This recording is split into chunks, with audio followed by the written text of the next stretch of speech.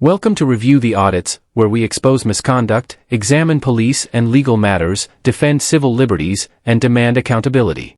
This episode is brought to you by Kernow Audit. Be sure to follow the link below, subscribe to his channel, and give him the recognition he deserves. In this episode, Auditor Kernow Audit is out working alongside a colleague when police officers arrive after a resident reports someone as suspicious simply because he did not appear to belong. Despite committing no offense, officers become fixated on identification, disregard his rights, and unlawfully detain him. But Kernow refuses to back down. He takes the matter to court, secures a decisive victory, and the fallout leads to several officers losing their jobs. Is that your badge number? Well, I hope it is. Let's take a photograph of it, please. Yeah. Just wondering. I've got to prove it. Obviously, I don't know you from Adam. You could be someone just who's dressed up. We're not going to do this for fancy dress, are we? Right. As my colleague explained, the reason why we stopped you is because you fit the description of somebody acting suspiciously. Right? Now, you've given a legitimate reason why you're here. Yeah. Right. But we need to see some ID and some proof that you are here legitimately. No, I understand that. Can I see that, please? I understand that, but on another term, I have actually got human rights. Is that your vehicle there? Nope. Okay. So, what form of identification have you got on you to say you're actually canvassing? I've got ID on me, but I don't have to legally show it yet because I've not committed a crime. Right. Obviously, We've had a phone call about, like I said, a suspicious male, so we need to ascertain whether you say you are, but I take it you're not going to give us your name. I get this every week. Verify. Yeah, but you've got to appreciate we get calls from members. No, I understand that, but I'm doing a job, I'm paying me taxes, I'm earning money. Yeah. I mean, I don't understand. I have not committed a crime. If you were calling us, surely you'd want us to follow it up, wouldn't you? That's why we've been sent here, to follow it up. We want to be rest assured when we leave here today that you're not up to anything. Suspicion based solely on a vague phone call, without any concrete evidence of a crime, does not provide lawful grounds for a detention or an identification check. The officer's comment about needing to establish whether you are who you claim to be is particularly problematic, especially given that the auditor never asserted a false identity in the first place. The auditor was exercising his lawful right to withhold identification in the absence of reasonable suspicion that a specific offence had been committed. UK law is clear on this point. You are not required to provide identification unless you are being lawfully detained under defined legal grounds, such as reasonable suspicion of a criminal offense, which the officers are unable to articulate here. Fishing for someone's identity based on a vague third-party report creates a pathway to profiling and abuse of power, particularly when no offense has occurred. I understand it in that way, but I'm not. If your name gives you ID, we could ring SafeStar, say, and confirm. Well, you can ring SafeStar and you can ask them if you've got canvases in this area and they'll validate who I am. And what's your name? Obviously, I'm not giving it out. Well, when I ring up SafeStar UK and say you've got canvases and they say they know I'm in this office, they know I'm around here. Because we get issued to a certain area and they keep both names of the people. So where's your ID card? It is on me, but I don't have to show it. I've not committed a crime. We're going round in circles here, aren't we, chap? No, I don't mean human rights, mate. I've not committed a crime. Obviously, you put me under alarm and distress now. You both cover it going round me. Obviously, you're trying to say that I have to show my ID. You're putting me under alarm and distress. How am I? It's our ID. We've shown you our ID. So yeah, but end of the day, you're a public servant. Instead of acknowledging the auditor's lawful position that he is under no obligation to provide identification without suspicion of a crime, the officers continue to badger him and then bizarrely claim that he is causing them harassment, alarm, and distress. That assertion is both ironic and deeply troubling. How can trained officers, backed by uniform and authority, claim to be distressed simply because someone calmly asserts their legal rights?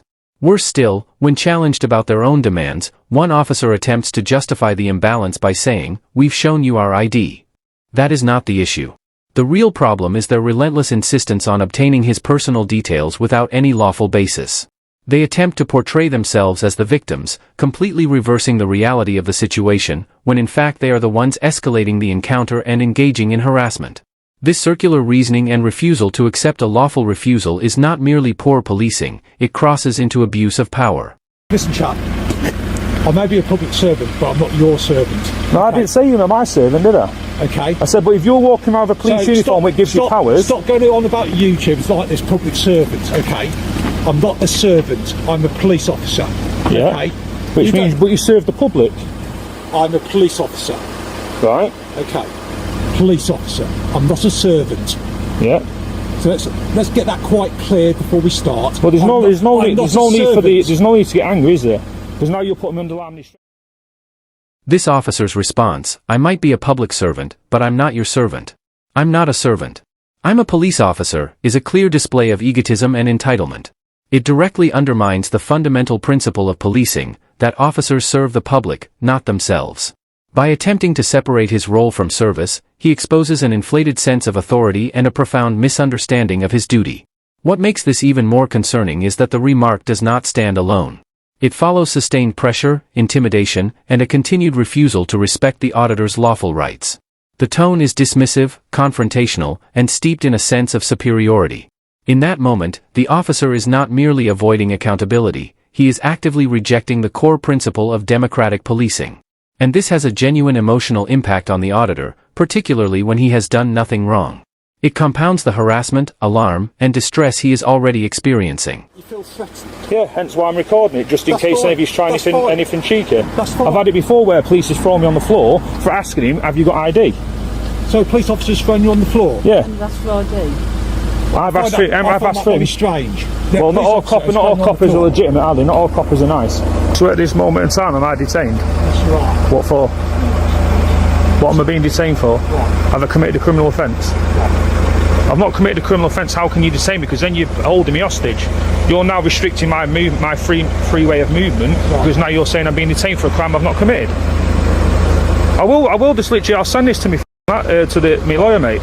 This is going straight to my lawyer. First things first, you're recording it. Yeah. Has it just picked up the word that you just said to me? Yeah. Right. This is your first and last warning.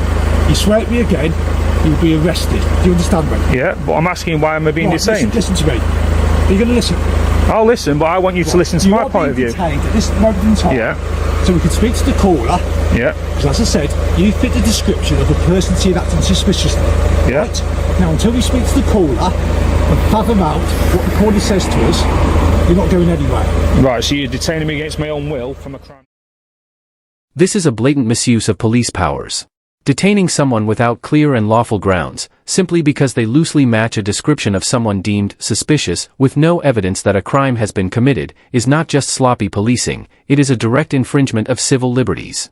The officer openly admits that the detention is based solely on the word of a caller and that the auditor will remain detained until they figure it out. That is not how the law works.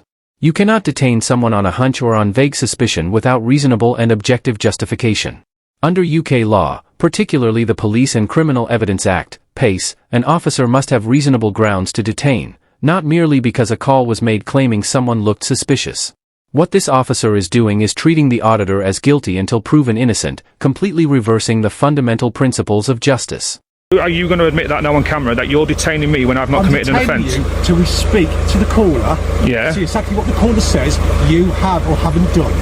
Right, but technically you can't detain someone if they've not committed a crime, because then that's holding them against their own will. Well, once we speak to the caller, yeah, but now the crime has been committed, then I will tell you what's going to happen next.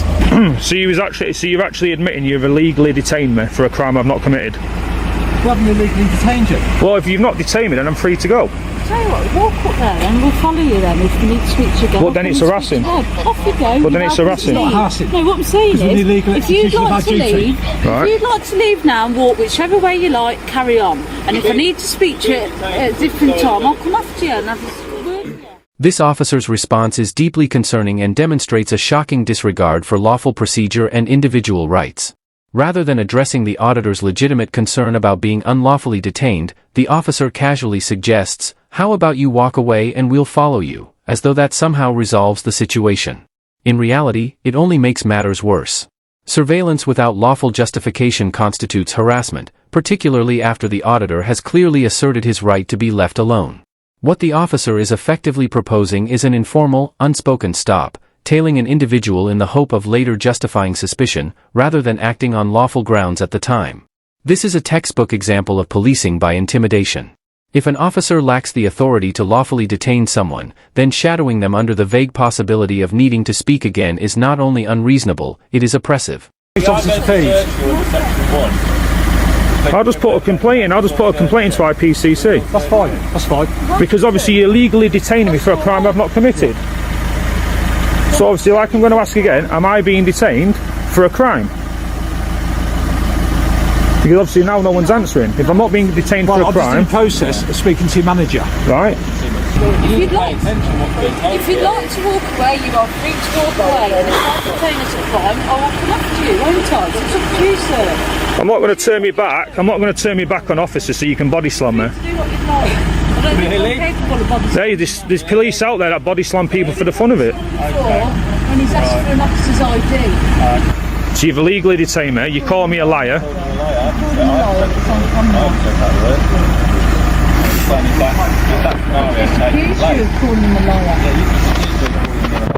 Yeah, but now you've also illegally detained me.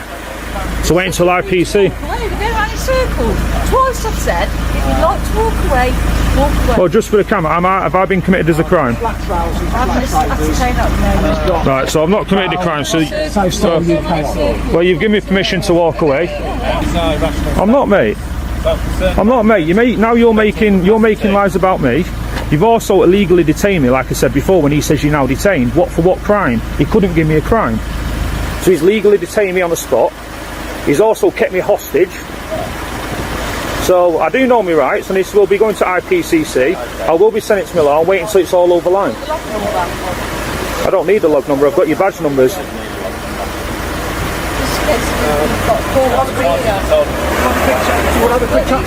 Because I don't trust it. I don't trust the fact I can walk away with you. How can you change your ID in the first instance? I don't think it would have taken this long. So when you're talking about being... Yeah, but my right, I don't have to show my ID if I've not committed a crime or I'm on suspicion of crime. I've not committed a crime. I'm working. This comment from the officer, suggesting the situation would not have escalated if the auditor had simply identified himself, exposes a deeply flawed mindset.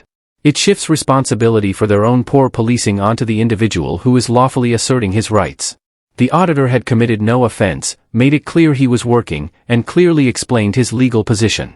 Yet instead of respecting that, the officer treated the auditor's refusal to comply as the real problem. What this ultimately reveals is an issue of ego. The officer could not accept being told no, and rather than stepping back to reassess the situation within the bounds of the law, they doubled down and implied that the auditor was responsible for prolonging the encounter. This is a dangerous way of thinking, one that encourages officers to view lawful non-compliance as justification for detention or further escalation. Working's committing a crime, I'll just go and join benefits. You could have last time you were working 10 minutes ago and you could have gone on your way then, couldn't you? So we'll have to go so we don't have body slam. So we don't body slam. Before you get that urge. Yeah. Okay. So, that's what I said.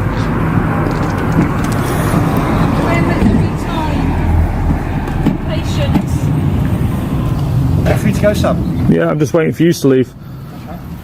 I took them to a criminal court and a civil court. At the criminal court, I was awarded £35,000 because of the incorrect ways and the way they did the jobs, which was performed illegally.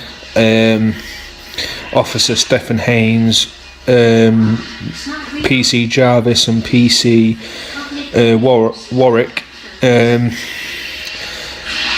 One of them was suspended for 2 months with further investigation. One of them was fired and the other one was given a slap on the wrist and was allowed to still do the job, but under investigation by their own fault. That £35,000 compensation payout speaks volumes, not only about the harm suffered by Kernow, but about the sheer scale of misconduct by the officers involved. This was not a minor reprimand or a slap on the wrist. It was a serious legal reckoning. Courts do not award payouts of this magnitude unless fundamental rights have been gravely violated, and this case demonstrated exactly that. The fact that one officer was dismissed outright, another suspended for 2 months pending further investigation, and a third resigned while under internal review, despite receiving little more than a nominal sanction, makes it clear this was not a simple misunderstanding. It was a systemic failure by officers who either did not understand the law or chose to ignore it. From the very outset of the interaction, the officers displayed a dangerous mix of arrogance and ignorance. They approached with suspicion based solely on a vague phone call and, instead of conducting a professional and lawful assessment, immediately demanded identification without any legal basis. When Kernow rightly stood his ground and exercised his basic rights, the officers escalated the encounter with force and detention, not because it was justified, but because they could not tolerate being told no. The male officer's remark about not being a servant perfectly encapsulates the attitude on display, an inflated ego with no place in modern policing.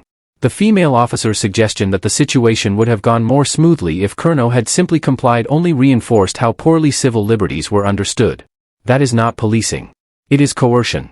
Their misuse of powers, unlawful detention, and desperate attempts to retroactively justify their actions by following up with the collar exposed a complete breakdown in proper procedure. This was never about the law. It was about control. And when their efforts to bend legislation failed, they responded with further disrespect, even suggesting that Kernow himself was wasting police time. In reality, it was their conduct that proved costly, not just to their reputations, but to their careers and legal standing. This entire episode serves as a clear warning to any officers who believe they can bluff their way through the law. It is also a powerful reminder to the public: never be afraid to assert your rights. Remain calm, and document everything. Kernow's firm stance, legal knowledge, and refusal to be intimidated resulted in real consequences for those who abused their authority. It demonstrates exactly why public accountability matters, and why understanding the law is your strongest defense against unlawful policing. That's it for today's video. If you enjoyed this episode, don't forget to like, comment, and subscribe. It genuinely helps support independent coverage. And be sure to check out Kernow Audit, linked in the description below. Show him some support. Thanks for watching. This was Review the Audits, and I'll see you in the next one.